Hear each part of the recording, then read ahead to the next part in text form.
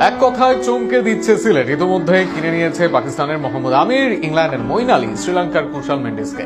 এছাড়া আফগান অলরাউন্ডার ও ওমর জাইকে দলে নিয়েছে তারা। দলে আছে দুই দেশি তারকাও।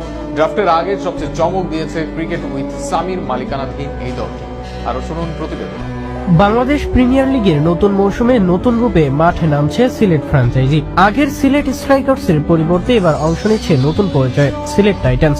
দল বদলেছে, মালিকানা বদলেছে, তবে লক্ষ্য একটাই, শক্তিশালী স্কোয়াড করে শিরোপা দৌড়ে শীর্ষে থাকা। আর তা ভালো করেই করছে দলটি। ফ্র্যাঞ্চাইজির ঘনিষ্ঠ সূত্রে জানা গিয়েছে পাকিস্তানের সাবেক গতি তারকা মোহাম্মদ আমির এবার সিলেট টাইটান্সের হয়ে খেলবেন। অভিজ্ঞ এই পেসার আগেও বিপিএল এ আলো ছড়িয়েছেন এবং এবারও নিজের পুরনো ছন্দে ফিরতে মুখিয়ে আছেন। তার সঙ্গে থাকছেন শ্রীলঙ্কার তারকা ওপেনার কুশাল মেন্ডিস, যিনি প্রথমবারের মতো বিপিএল এর মঞ্চে নামছেন। টুর্নামেন্টের মাঝপথে সিলেটের জার্সিতে যোগ দেবেন ইংল্যান্ডের তারকা অলরাউন্ডার মঈন আলী এবং আফগানিস্তানের pace bowling allrounder Azmatullah Omarzai. ওমর জাইয়ের জন্য এটি হবে বিপিএল এর চতুর্থ আসর। অন্যদিকে মঈন ও আমির দুজনই পূর্বে বাংলাদেশের এই ফ্র্যাঞ্চাইজি লিগে খেলার অভিজ্ঞতা অর্জন করেছেন। আন্তর্জাতিক অভিজ্ঞতায় ভরপুর এই বিদেশি বাহিনী নিঃসন্দেহে সিলেটকে বাড়তি শক্তি দেবে। দেশি ক্রিকেটারদের দিক থেকেও কোনো কমতি রাখছে না সিলেট টাইটান্স। গত আসরে খুলনা টাইগার্সের হয়ে খেলা দুই তারকা ক্রিকেটার মেহেদী হাসান মিরাজ ও নাসুম আহমেদ সরাসরি চুক্তিতে যোগ দিয়েছেন সিলেটের নতুন ফ্র্যাঞ্চাইজিতে। তাদের সাথে স্থানীয় প্রতিভাবান তরুণদের নিয়েও একটি ভারসাম্যপূর্ণ দল গঠনের পথে রয়েছে টিম ম্যানেজমেন্ট। অন্যদিকে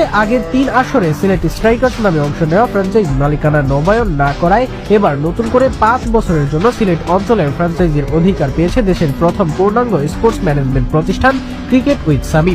নতুন ব্যবস্থাপনা, নতুন পরিকল্পনা আর এক ঝাঁক তারকা ক্রিকেটারকে নিয়ে সিলেট টাইটান্স এখন বিপিএল এর মঞ্চে বাজিমাতের অপেক্ষায়।